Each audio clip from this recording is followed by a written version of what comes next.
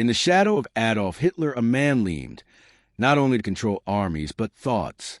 His name was Joseph Goebbels, the master of the lies, manipulation, and propaganda. If Hitler was the voice of hate, then Goebbels was the echo that it echoed throughout Germany. BOM 1897 in Rate, Germany, grew up Goebbels in a Catholic middle-class family. He was a wise man, ambitious boy, but physically weak through a clubfoot that gives him a lifelong limp. This disability nourished his inner anger, the desire to prove to everyone that he was better than that. Who mocked him? He studied literature and philosophy and Ph.D. at the University of Heidelberg. But behind education and shame hid a man full of bitterness, rejection, and a deep hunger for recognition. After the First World War, Germany destroyed politically, economically, and moral. Goebbels, like millions of others, looking for meaning and direction. He found her in the emerging movement of a man, Adolf Hitler. When he first heard Hitler speak, he later wrote, "It was like breaking fate itself." Goebbels joined the NSDAP in 1924. At first, he was not completely Hitler's side. He admired Gregor, Strasser, the more socialist direction in National Socialism wanted. But Hitler soon gained power and charisma for himself.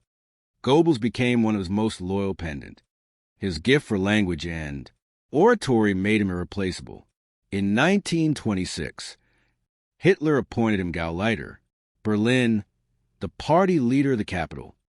Goebbels transformed the people of Berlin party headquarters into a propaganda machine. He understood something that many others did not. Words and images can be more powerful as weapons. He organized rallies, posters, radio, broadcasts, and newspaper articles, all about Hitler and the enemies of the party. Demonize Jews, communists, and liberals. When the Nazis came to power in 1933, Hitler made him Reich Minister for Popular Education and Propaganda. From that moment on, Goebbels controlled every medium in Germany: newspapers, radio, film, and theater. Nothing shall be published or sent without his permission. He created a system in which lies truth has become a betrayal. Goebbels mastered every medium perfectly. He knew that not only did people listen, they feel. He once said, "Propaganda does not teach, but move." He used films, posters, music, and speeches to stir emotions to form an entire nation. He made Hitler a godlike figure. His agency produced films, Hitler as savior and chosen represented. Directors like Leni Riefenstahl created works like Triumph of the Will, a masterpiece of propaganda which glorified the Nazi regime. But Goebbels not only created worship, he also created hatred. He spread anti-Semitic agitation through movies like The Eternal Jew. These films were not ordinary propaganda. They were psychological weapons designed to carry out mass murder justifications that should follow soon. His most powerful tool was a radio. He ensured that every German house had a cheap folk receiver device. Hitler's voice in every living room reached. The radio has become a weapon, one that does not fire bullets, but thoughts controlled. When World War II began, Goebbels increased his propaganda extreme. He presented Germany as a victim in international conspiracies and convinced millions that this war is a fight for survival. Even when the tide turned, Goebbels remained the voice of perseverance. After the defeat of Stalingrad in 1943, the mood in the country was on the ground. Then he gave his infamous speech in the Berlin Sportpalast, the total war speech. In front of Aufhausens, he shouted, "Do you want total war? If you want him, if necessary, more radical than we can imagine. Can you even imagine?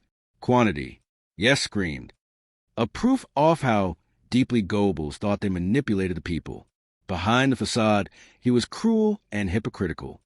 He demanded moral purity, while he lived in luxury, and many had affairs. His wife, Magda Goebbels, was ideal image of the National Socialist woman. Their marriage was full of lies. They had 6 children together, whom they at the end of the war, because they did not in a world without National Socialism should live. When Berlin lay in ruins in 1945, Goebbels remained fanatically loyal to Hitler. After Hitler's suicide in the Fuhrer bunker on June 30th, in April, Goebbels briefly took office Chancellor of the Reich for just one day. On the 1st, May 1945, he and Magda poisoned their 6 children. Then Goebbels ordered an SS officer shoot him and his wife.